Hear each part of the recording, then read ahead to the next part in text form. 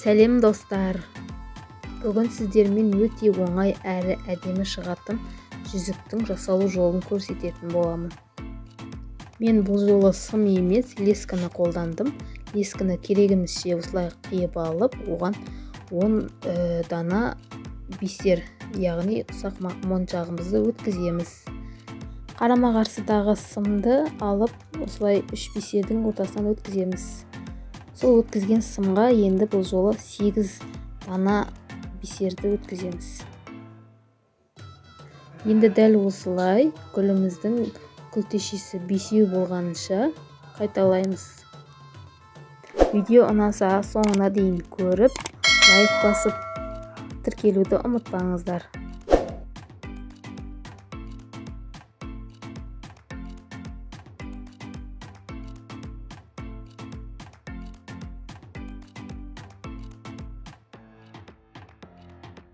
Енді күлтешемізді бір-біріне біріктіреміз. Енді сымның бір бетіне 2 дана, бір бетіне 3 дана моншақты өткізіп, қарама-қарсы бағытпен тоқимыз.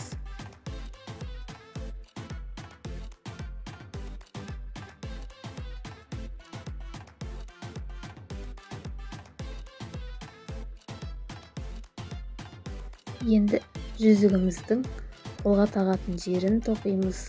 Осылай бисерді алып, крестик қылып, X қылып, яғни тоқитын боламыз. Соңына дейін осы әдісті қолданамыз.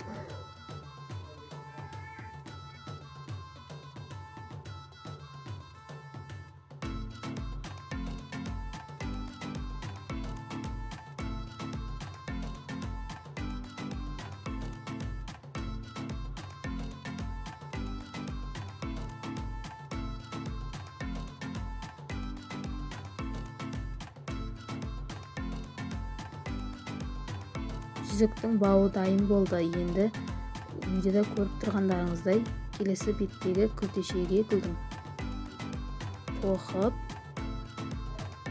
гүлімізді аяқтаймыз, жүзігімізді.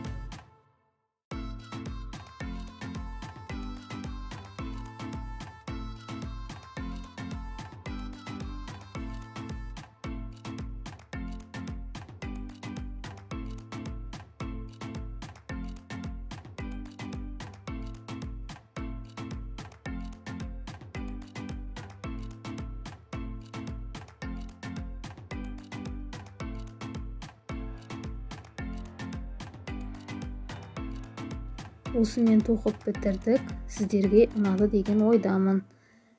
Пікір қалдырып кетіңіздер. Ол мен үшін өте маңызды.